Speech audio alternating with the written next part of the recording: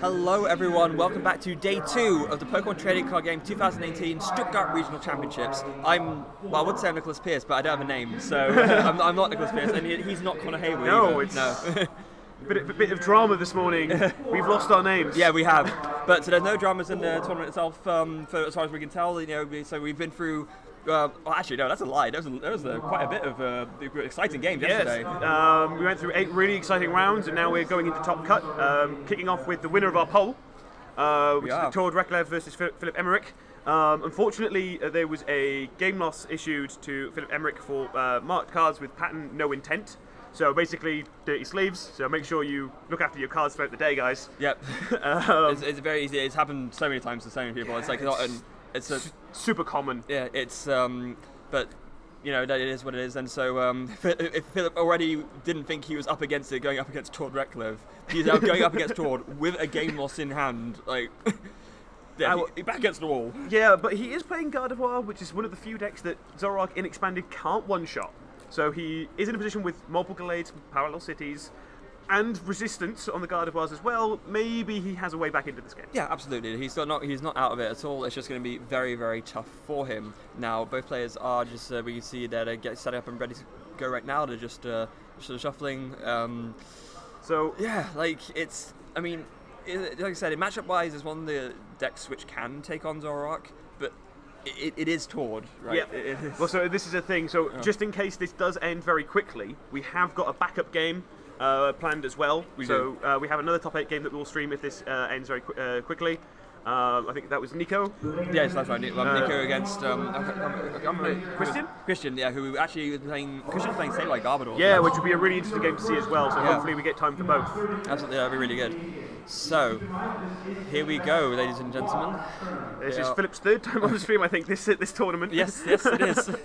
Featured heavily, and we've seen him we've actually seen him so far play the Gardevoir deck quite efficiently. Very has switched gears very nicely with it. Yesterday against Donvan, just traded single prices with the Gallade. Yep. But we've also seen him do normal Gardevoir things. I'll just take one shots. Yeah. This is fine. Yeah, why not, right? And now we're going to see, can Philip make the comeback and actually win 2 games in a row to win it, to actually come back in the series when he's back against the wall against one of the best players in the world. Yeah, it's going to be a tall order, but hopefully we'll see some good games. Did you say a tall order? Well, at least it's not me coming up with the bad puns. That's slightly reassuring. So, it's again seen a nice bit of chat before the game between the 2 players. It's top 8, so it's still serious, but everyone's friendly. Everyone's happy to have a chat. Yep. Oh dear. No, we should tell them to. Yeah. Prize cams. Yeah. I'll quickly go dash over it. Oh no. There's the heavy judge. Oh yeah. They're good. Okay. The judges are on it. The judge is already there. Yeah, it's all good. Right. It's like. So we're actually really fortunate this morning. I hope you enjoyed the video we had for the intro, but we actually had enough time to get that all sorted because we came into the venue and everything was fine. Yes, it was. So we can only hope this continues throughout the day. Yeah, it is. Fingers crossed there. So I think both players are pretty much ready now.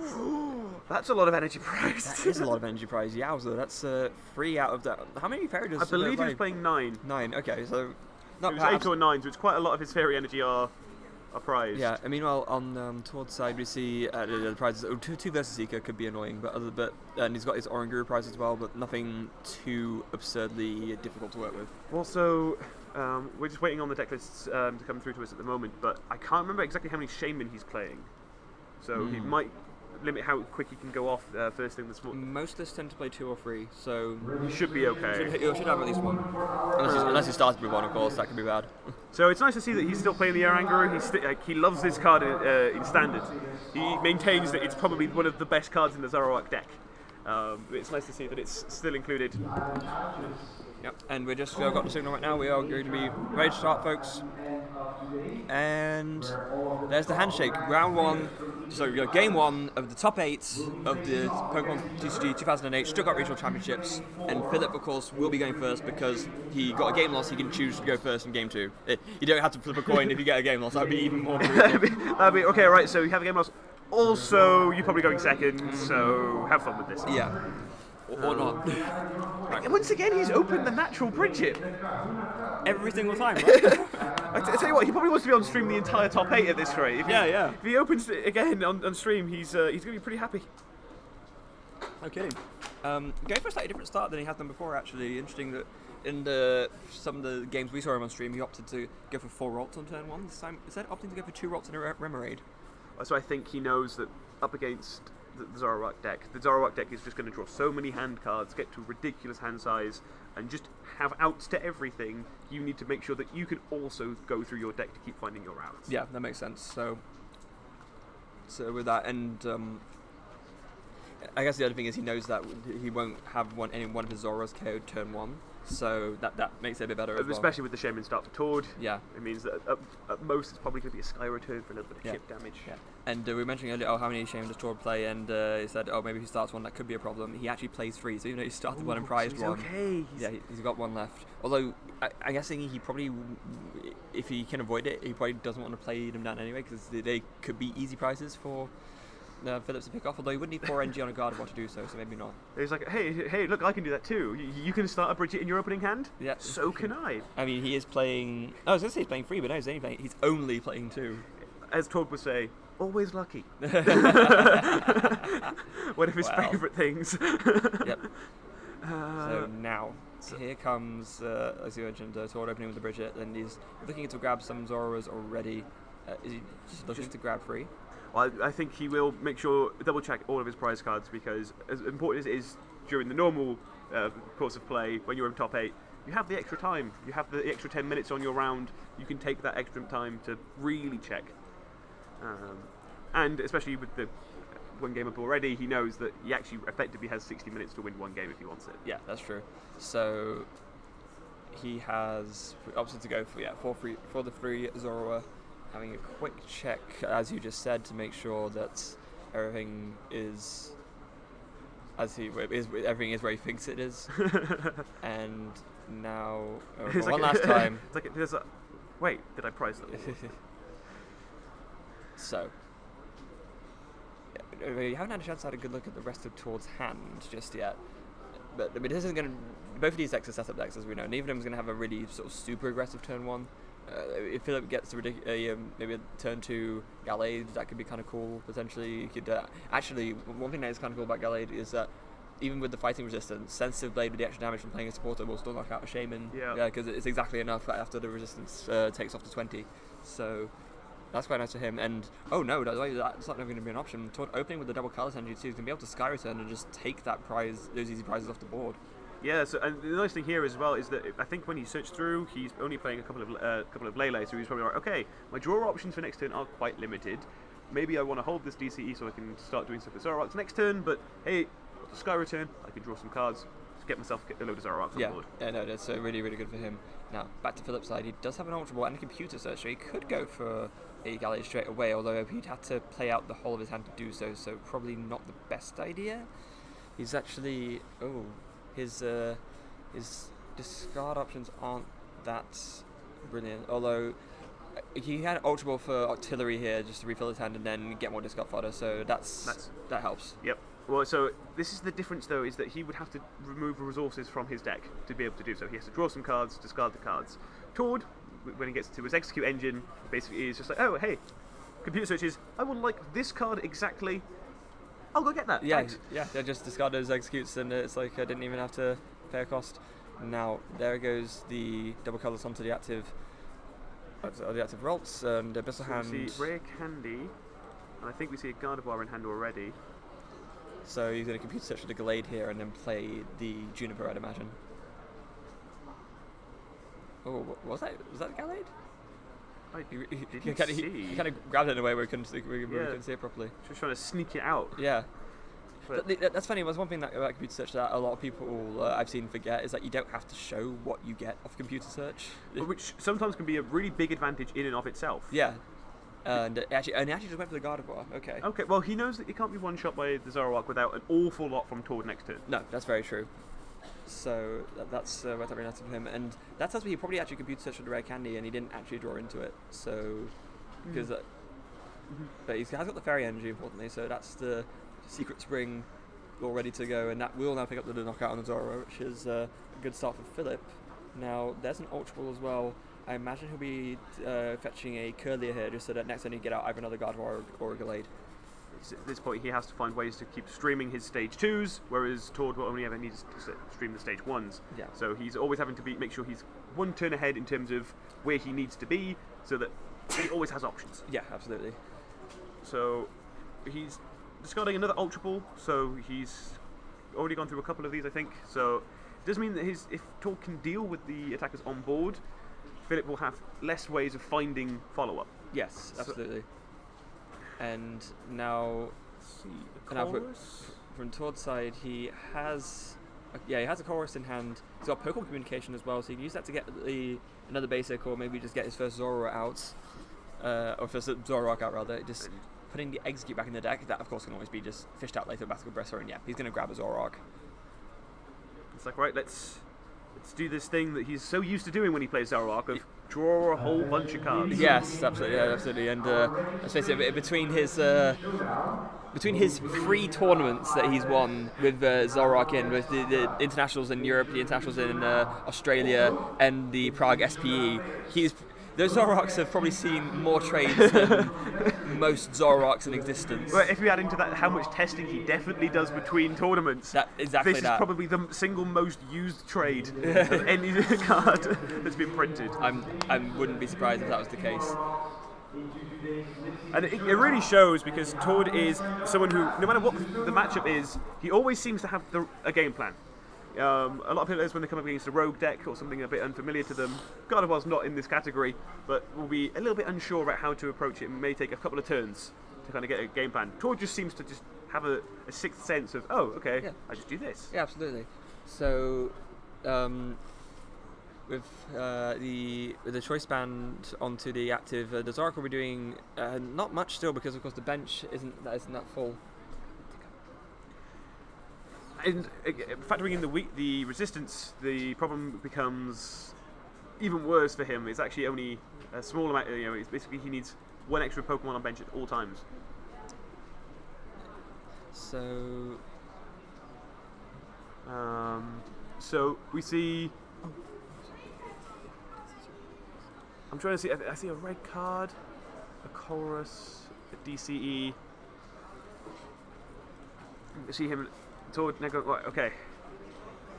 Reaching for the knockout is ambitious.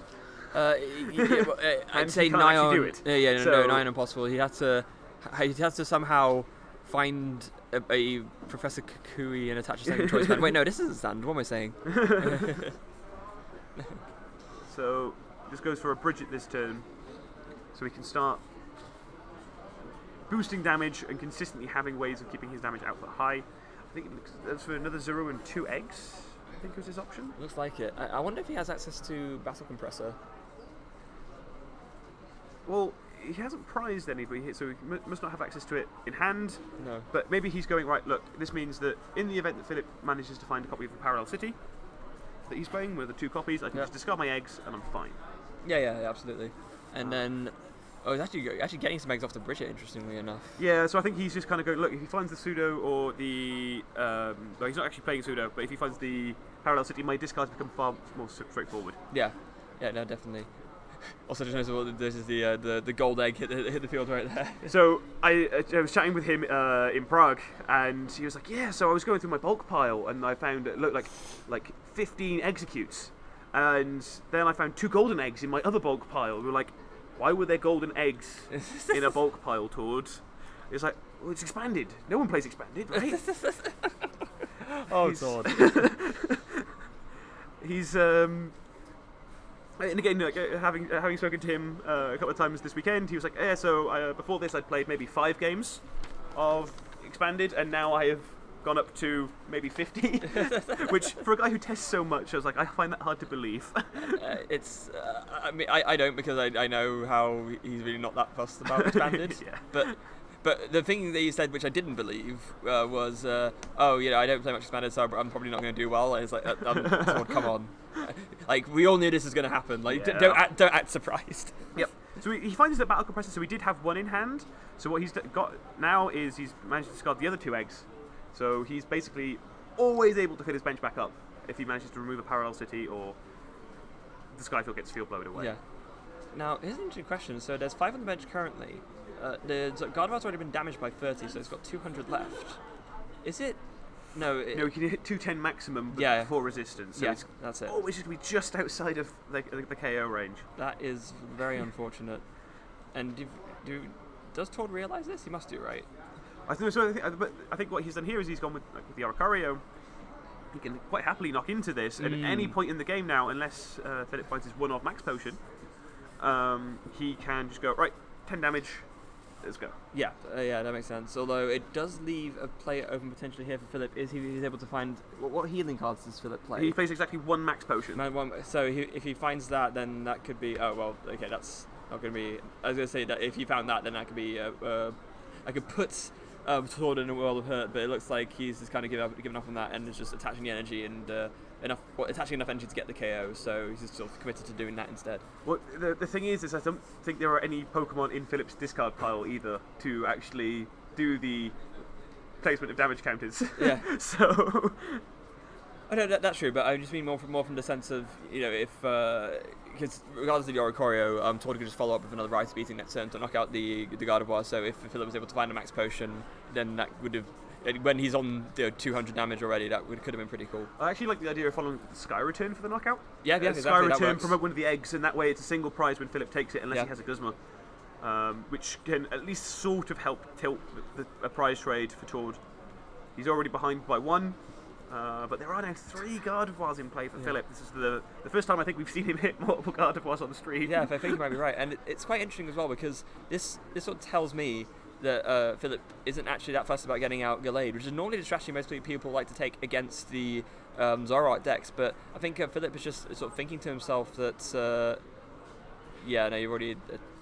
that was... unless that was a secret spring. Yeah, it's... But maybe he didn't declare the secret spring. I don't think he did. Because it's because of the way the other things came out in terms of the evolutions as well. Secret spring 3 times, right? Yeah, he has now, so yeah. And he attached 1 extra. Yeah. Yeah, that's right. No, but apparently not. Yeah, so he's Secret Spring 3 times to the bench one and attached once to the active. So that was ordered attachment, so he can't play the DCE down this time. Oh, so that was correct. Okay, right, yeah, that's fine. Cool. And down goes the Zoroark. Yes. So I think, whilst in standard you normally favour Gallade because you get to take the one-shots that way, here Gallade is one-shot by Zoroark. In standard it's not. It never can be. So I think he's gone, look, Gardevoir will survive a hit and take a KO. And as long as I can keep doing that, it's okay. We can keep pushing through. Yeah, absolutely. That makes sense. Now... like you just said, Connor, a really cool thing that Tord can do now is, if he has the double colourless, he can just attach that to the Shaman, do Sky Return, and still get the knockout, whilst again taking those 2 prizes off the board. Yeah, well, he actually leaves him with no 2 prize knockout options for Philipp. Exactly. Which is actually a very nice position to be in right now. It is. But his hand looks a little awkward. It does. I don't see a double... Oh no, there's a double colourless in his hand. There's a red card too, so that's a nice hit. He will be able to, remove, so just cut down Philipp's hand size a little bit. But this, with the auxiliary already in play, means he just draws the extra cards anyway. So it's not as effective as it could be. This is why red card is often followed up with Hex in Expanded, Absolutely. just because you get to lock people out of more resources. That's true. There is a Field Blower as well to guard and choice spend onto the active. There's a double colourless and a Versus Hika, which will be for a Colress. It's a big Colress this time. They're very big. That's going to be for 11 cards, if my math serves me correctly. Yes, 7 plus 4 is 11. Yep. So yeah, it's still quite it's quite early in the morning for doing all this maths. But hold on, you got to be careful, because if you use the excuse of it like it's early in the morning and then we use the excuse of it's late, that means that the only time we're not allowed to excuse ourselves for doing bad maths is in like the middle of the day. Yeah, it's lunchtime. That's how it works. So we see the Chorus, and the interesting thing here is he didn't really need to play the Field Blower. He doesn't get much value from the Field Blower. However, he also doesn't get much value from the Field Blower throughout the entire course of this matchup. So he's just like, right, I don't need this. Let's just get rid. Yeah, there's because he's going to be taking the KO anyway. But if the Field Blower, basically, whenever a choice band comes down for Philipp, it kind of will have already done its job. So removing it it's just, yeah, like I said, it's not the biggest value proposition that you can get out of a Field Blower, so may as well get the extra value of not having it in your deck so you don't draw it. Well, that's actually one of the big things about Field Blower in this format, is it means that certain cards you have to be more aggressive with. So with Choice Band and Floatstone, you get value from those as soon as you play them down. Whereas cards like Aether Paradise, I know that was played with Bulu a little bit when it first came out. People were like, "Oh, it's great! You just take less damage as a kid, but your opponent just Field Blows it away, and you get nothing." Yeah, I'm really proactive. Yeah, I'm really not a fan of stadiums exactly like that. Of like Ether Paradise Conservation Area, or Altar of the Sun is another one. Yep. Stadiums that have to rely on your opponent not being able to deal with them in order to get any value at all. Whereas with stuff like Brooklet Hill, even if it's down only for one turn, it's still done something. It's good. Yeah, it's good. Well, it's basically a nest ball in that situation. Yeah. So it's like, okay, cool. I could play 5 nest ball in my deck, at least if I wanted to. Like, it's easy. Yeah, and some of them are nest balls which work under item block as well. Yeah. So it's one of those things where having to think about cards when you're deck building is like, well, is this card proactive or kind of reactive, and which do we need to be in a certain position? Yeah, Tropical Beach is another one. Like if it takes longer, great. But if you only get even one use out of it, still absolutely fine. So we see another battle compressor, just thinking out another battle compressor, because I think Tord's gone, well, all my eggs are on board. What else am I going to discard now? Yeah, he played another battle compressor before that as well, discarding 3 Ultra Balls. So he's spent a lot of not useful cards out of his deck already, which is going to be great for him. This means that these trades are more than likely going to net him something actually useful, as we see him discarding a Getsis for the first trade. Obviously not going to need Getsis right now. Interesting what else he can sort of do here. I mean, ideally he likes to get the second Zoroark up as well, just so he can do even more trades, because drawing cards wins games, as we found out. But other than that, of course, there's just all that's left to do is just do the Sky Return and I guess promote. You promote either one of the eggs or the Oricorio. I think you go with the egg here, because even if it gets KO'd, you just put it back down. Yeah. The Corio, once it's gone, you have no value left, and he probably wants the Oricorio just for the placing the damage counters. Yeah. The one thing about putting the egg up is that Philip can then Sky Return the egg in return. So we get into this kind of Sky Return fight between all these big scary attackers on the board, and it's the 2 Shamans doing 30 that matters. Yeah, absolutely. Oh, that's a double puzzle, getting back a Zora and a Zoroark. Wow, okay, that's pretty cool. So that's more trades incoming. Only one more this turn, and then there'll be one next turn, I imagine, if because Tord should be able to trade into the 3rd Zoroark. With the 2 he already has on board. Now I guess, is there an argument to just promote one of the Zoroarks instead? Because it's never going to be in range of the Gardevoirs here, is it? I don't think so. No, there it is. So now we can just easily promote one of the Zoroarks, and it's a lot He'd more need double colourless, double fairy, or something crazy like that in his hand. Yeah. Though he has taken a lot of fairy energy from his prize cards. He has. Also, there's 2 Gardevoirs on the field, so that's actually not an impossible play. Even say a fairy plus a double colours plus a choice band would do the trick. And there goes actually Perilous City just discarding his own Shaman, just another way of getting that easy prize off the board. Very, very interesting. There goes, obviously, Tord's just going to discard some Exeggcutes there. Kind of just froze them. It's like, oh wait, these are free, right? Yeah. Cool, they're gone. Yeah. Bye. See ya. Didn't want you anyway. Yeah, it's just like, you're just here for me to put in the discard pile. So let's do your job. Yes.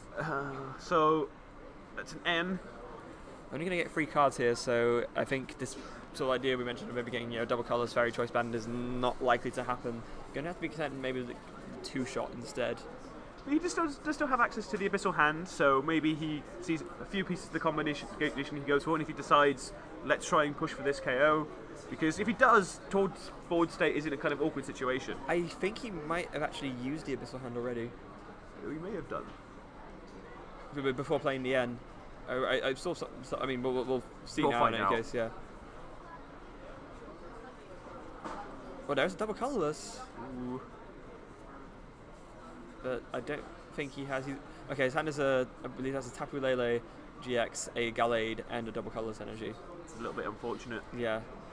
And he's going to attach double colourless, and yeah, no, he did already use Abyssal Hand, I was right, so it's 150. Yeah. I was like, oh, that's quite a lot of damage, but it's not 210, and that's fine. Yeah, absolutely. Now, of course, Tord will be playing multiple copies of Face. No, he's not. He's actually not playing.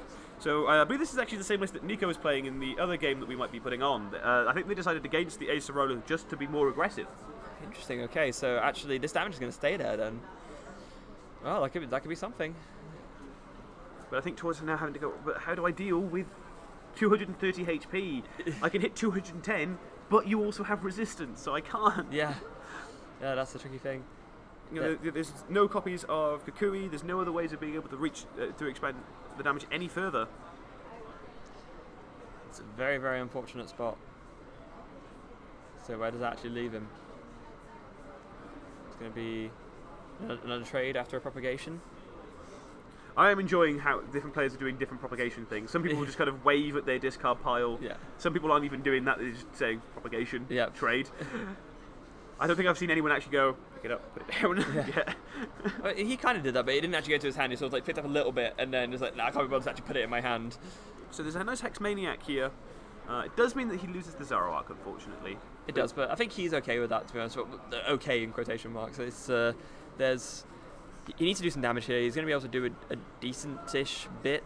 It's going to be 100 here. So next turn, if he gets another bench Pokemon down and we get a choice band, then that's okay. Or if he gets just a Skyfield and enough replacement Pokemon down, which he will have because of the Exeggcutes in his discard pile, then that would work too. The bigger problem for him is going to be that Philip has got 3 prizes left to take. There's this Zoroark's going down, and there's eggs on the field, so even like a double colourless plus Guzma and a Shaman can skyrocket an egg for the last prize. Yeah, and the weird thing is that whilst Philip's committed a lot of energy already throughout the course of the game, we see in his hand he still has access to 2 because he took a couple from the prize cards. Yeah. I think one of the games yesterday he was like, but where's all my energy? Then looked at his discard pile. And fortunately, he managed to get to them earlier this time. Yeah, he did. And he's got the Gallade out as well. Now he's able to rescue Stretcher the Gallade out from the discard pile. Had the rare candy in hand, and so now retreat in. The next turn he'd be able to actually dig really far because he can use that premonition ability, of course, to rearrange top 5 card of his deck and then draw what he needs out of that top 5 with the Octillery's Abyssal hand. So actually, this is a really, really strong setup for Philip. So it does put him in a very strong position, I think. Yeah, now. It does. Especially because with 1 fairy in hand, all he needs to actually find is a fairy energy, plus the one he already has, and he can attach to the Gallade, and that's basically fine. Yeah. And it doesn't necessarily need that because, I mean, all he actually needs is a Guzma because 1 fairy energy on a Gardevoir KOs an Exeggcute. He's got 1 prize left. This game has just turned into can Philip find a Guzma, and if he can't, then, well, I find that extremely unlikely given how little cards how many cards he's already been through, his current setup, and just the fact he has access to Gallade and Octillery combined. I just don't see him missing it next turn. That's something that I find really different with the expanded format this weekend, is people go through their decks so much quicker.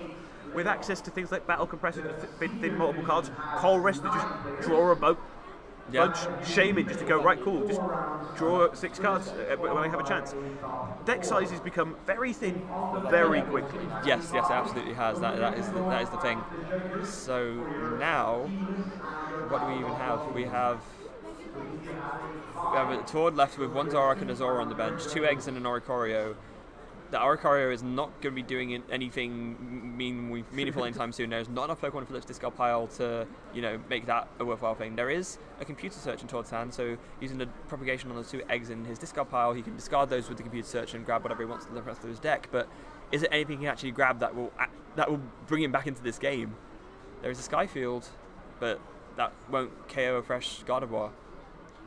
And even if he KOs the Gardevoir on the bench with a Guzma or something, that Gardevoir with 1 energy just is 1 Guzma away from carrying an egg for the last prize. And even if he can't find the Guzma, he's like 1 energy from KOing basically everything or like 1 or 2 attachments away from KOing literally everything other than the Gardevoir. Yeah. So he's the Zoroark even. Yeah. So he's probably pretty happy. Yeah. Even this red card is, drawing 4 cards, Philip just doesn't really even mind because he's an energy or a Guzma, right? Yeah. Just Guzma. It's because you need a lot of energy to KO the Zoroark, assuming it stays active, which it definitely will, because it's the hardest thing that Tord has to KO. But no, the game state is been reduced to a point where it's going to be very, very hard for Tord to actually win this. Now he's got a Tapu Lele and he's got a Guzma of his own, which is fetching off that Wonder Tag. So this tells me he's probably just going to be targeting down that Gardevoir with the Multiple Energy and KO. Guzma, but I think he's got a VS. No, the Guzma, he just got it off the Tapu Lele, it's a full art. Oh, no, the one for Philip. Oh, for Philip, okay, right. So I don't see it in his hand for next turn. Maybe, actually, maybe the best play for Tord here is to actually KO the artillery, because then Philipp can't draw more cards. That could be another line as well. But then Philipp could just come in with his with the Gardevoir and just attach a bunch of energy and get the KO that way. So it's like, so what do you actually do here either way? Is that a Hex Maniac? It was. That's another option as well. Could play the Skyfield, bench a bunch of stuff, then play the Hex Maniac, and just go for the 2-shot on the Gardevoir and hope, pray. Hope that one of those cards from the red card is not Guzma. No. So there's the Hex Maniac. Rise Beating will be doing 160 damage after the resistance is taken off. Does Philipp have the Guzma? He draws a card. Double colorless. Oh, he doesn't even do that. He just play. Okay, he's got double colorless and Seeker, so he can just play literally any supporter. Guzma works too. And then he just. So it's like, yep. You had the VS Seeker and the Guzma in discard. Yeah. So Sensitive Blade will pick up the last prize, and Philipp will take game 2, which is impressive feat. Coming in one game down against top player and going, it's fine. Gardevoir does Gardevoir things sometimes. Yeah, exactly. That was just a real good demonstration of the power the Gardevoir deck has when it gets set up properly. So this does mean that we will be carrying on with this game, and we will not be featuring the other match like we thought maybe happening. So yeah, we're going to see a full. It's not full 3 games. Obviously, we didn't have game 1, but we're going to see a full match play out here, folks. Yeah, which is actually really nice because it's always unfortunate to have the game loss penalties, and it's always kind of nice to be able to go, yeah, but we'll still get something competitive out of this. You know, the worst thing in the world is, especially because you're playing a stage 2 deck, having stage 2 deck problems occasionally. That happens. Yeah, exactly. So we managed to avoid that for this game. Hopefully we avoid it for the next game, and we can see another really interesting back and forth. It's actually interesting that in standard the Zoroark deck, like, you have to tech to beat in Gardevoir. You have to play the extra Gallade. Whereas here, it's like, yeah, but you still can't one-shot me because you aren't playing something that can effectively 2-shot, like a Galissapod. You get into these things where it's like, oh, what do I do now? Yeah, no, exactly. It can become very tricky. So, talking to Tord yesterday, he said something quite interesting, is that basically whenever he won the coin flip, and he said he won almost all of them, he won. So his summary on Zoroark Exeggcute is, if I win the coin flip, then I win the game. Well, so I think the same way you approach the Guardi matchup, or most matchups with Zoroark when they are stage 2, is you have time, if you go first, to hunt down their basics, their low HP basics, and just run them out of the game.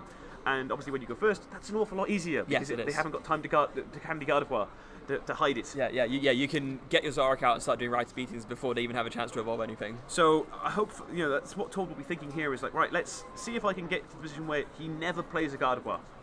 Can we basically stop him from getting set up, because I can set up quicker? Yes, that's pretty much exactly what he's going to be thinking of here.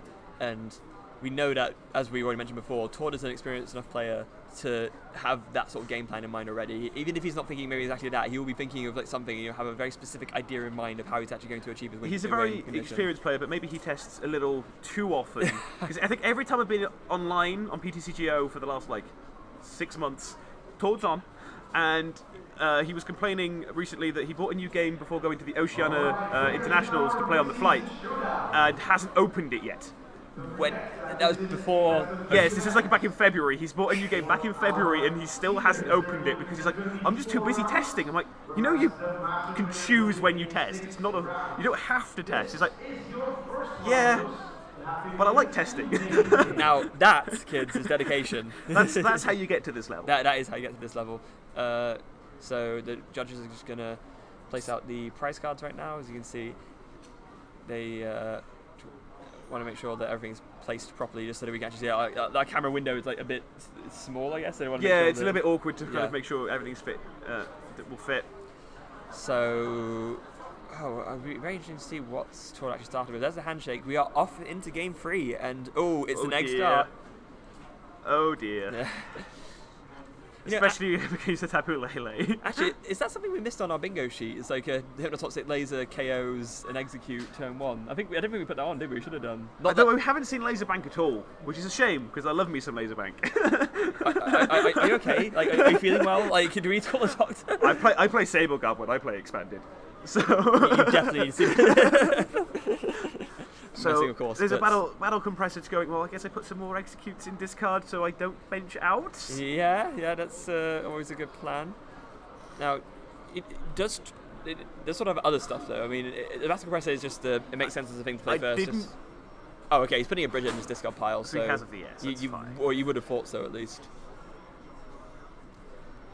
Checking his prize cards. There's nothing too awkward prized. No, it's much better than the last game, definitely. He's got one egg, one Versus Seeker, one double colours, just like a bunch of different one-offs. It's fine. Oh, double Rescue Stretcher prized from Philipp's side. Could be annoying later on. That's in the early game, not going to matter too much. Actually, this actually plays into Tord's main strategy here. If he can KO the routes and keep taking routes off the board, there's no way in Philipp's deck currently to recover them.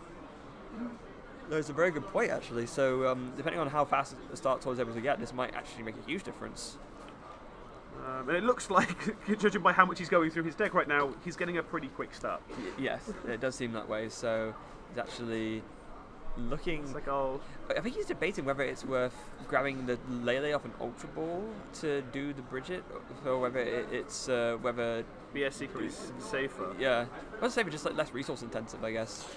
But it is time to go for the, or Pokemon Communication rather, because you could Communication for Lele, bench that one to tag, and you'd save that thing, the slot off the Battle Compressor for something else. But no, he's actually just opting to go for Pokemon Communication, putting the one of the Exeggcutes discarded back.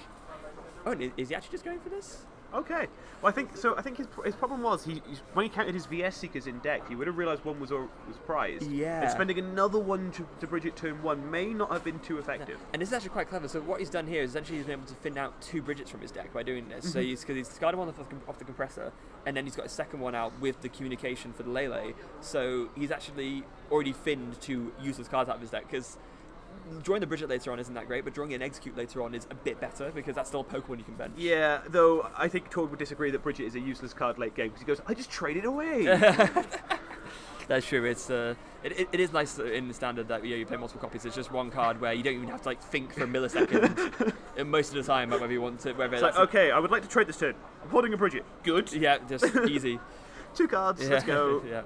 So now there's 3 Zoros out, and Tord start is looking very, very strong indeed.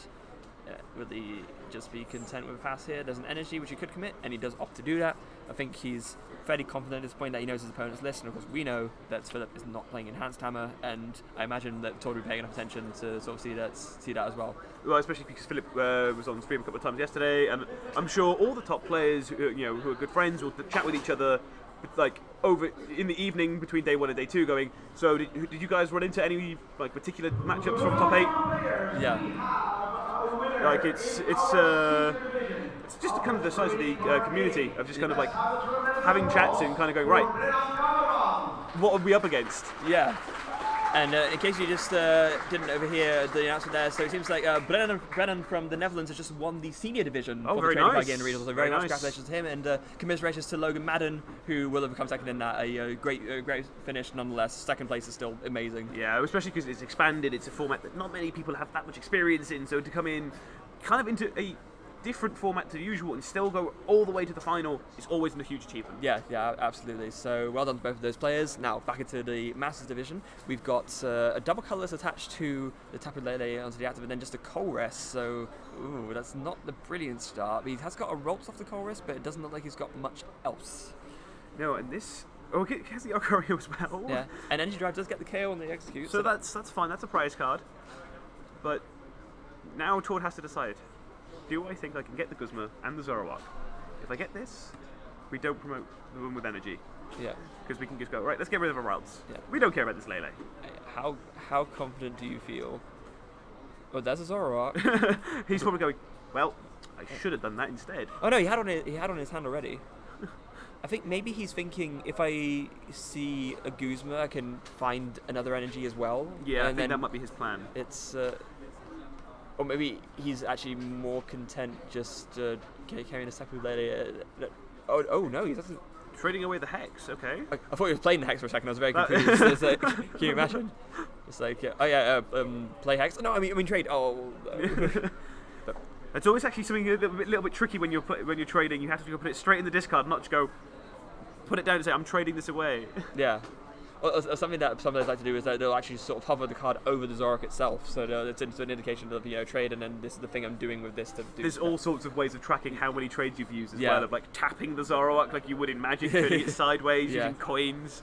I think on more than one occasion I've used upside down poison and burn markers. That's basically how, just to make sure the board state's really nice and clear. Yeah. Oh, that's an Ultra Ball. It's got a plethora of discard options, including many eggs. Yeah, many eggs, and the Oranguru. Oh no, Todd, you're discarding your favourite card. How could you? I think he's gone here.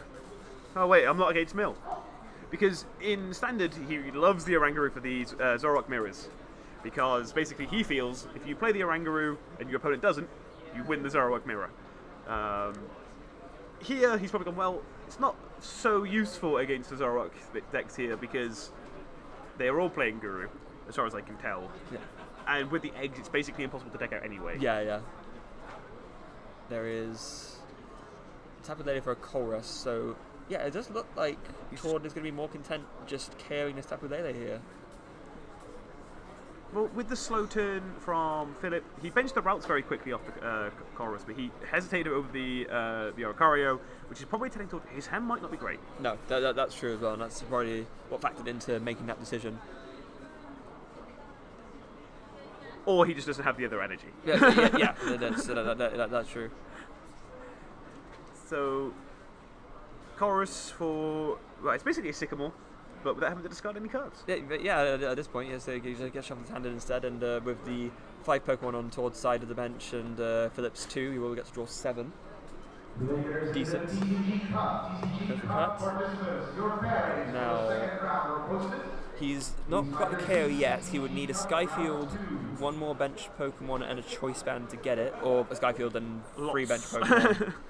But I think he has enough eggs in discard that Skyfield should be fine. And he has seen it actually, so yeah, he's got the KO.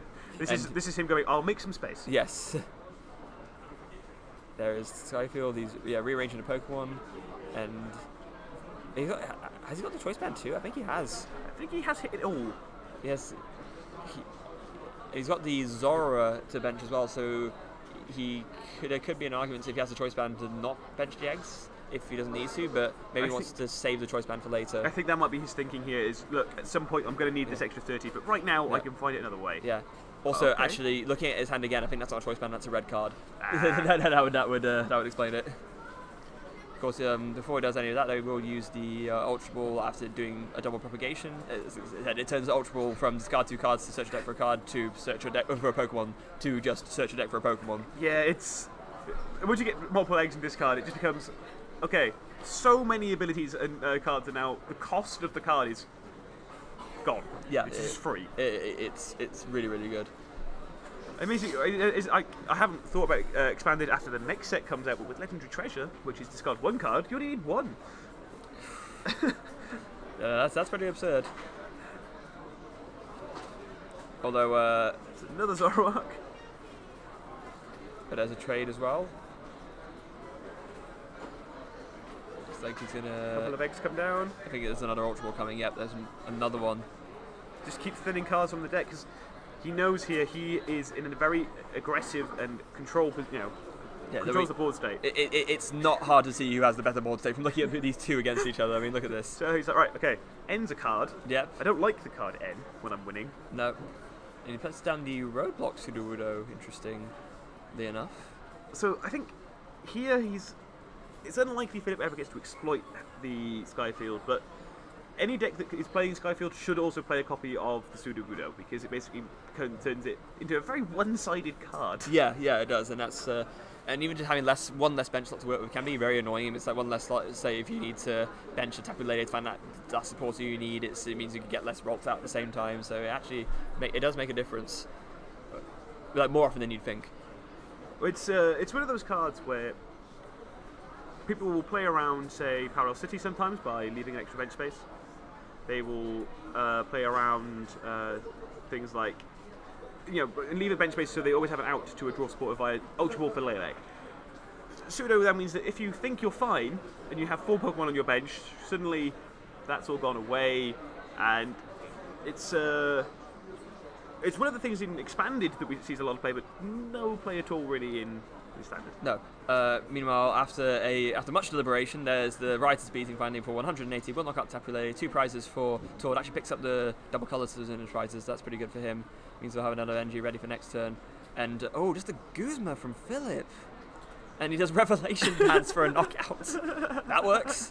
It's a prize. I mean, that's not something we see very often. No, it's not. But if it does the trick, it does the trick. So hang on, I do have Guzma, right? Do I have access to Guzma? If I have access to Guzma, I'm fine.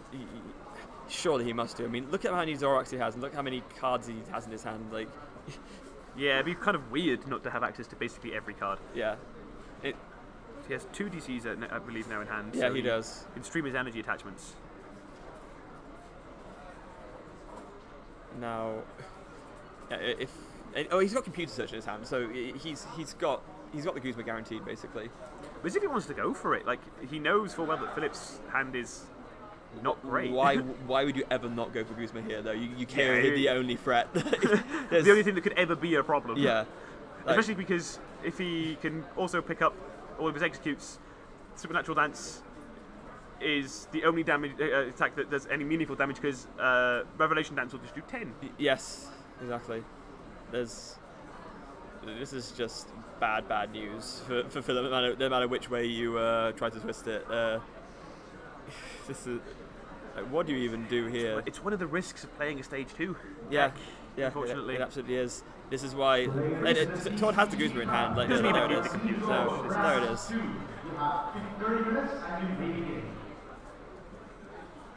As soon as you play a stage 2 deck, you are putting yourself at risk of just not being able to find cards, just having these slightly slower starts, and Tord having, I think, the polar opposite of a slow start. Yeah, no, definitely so. Now Tord's just being extra careful here because he has such a commanding lead. He wants to make sure that he doesn't throw anything away pointlessly, so he will just check through everything just to make sure. But does Philip have anything to get back into this game? He has a Shaman now, actually. So you could attach a Fairy Energy, and then Shaman for something. Versus Seeker, double colorless. Is he going to draw one more card? It's a Gardevoir. Versus Seeker, he has a Colress he can play. I mean, there's no point in giving up, right? You gain nothing by conceding here, so maybe you find something, but I don't see this going well for Philip at all. It's a very, very unfortunate way for things to end. Yeah, so with the 3 prizes remaining for Tord, that Shaming being on board, it makes it very easy to close the game out. Yeah. Philip. Yeah, this is kind of escalated pretty quickly. Yes. 1 second. Sorry, Dad wanted to ask us about something. There is now 8 drawn off the Colress. And now Rolps goes down, but it's too little too late at this point, I think. There's a field blow as well, it's guarding the Skyfield and a choice band. So, yeah, Tord can even just make it even harder for Philip to come back by just taking off the easy prizes. One more has to go. Yes, no, it was going to be the Shaman. Yeah. Why would it ever not be? It's okay, this is 2 prize cards. Yeah. No, let's not have those. No, exactly. And just now it should be 5 Pokemon, I believe. So still not even enough to KO that Zoro on the bench. Unreal.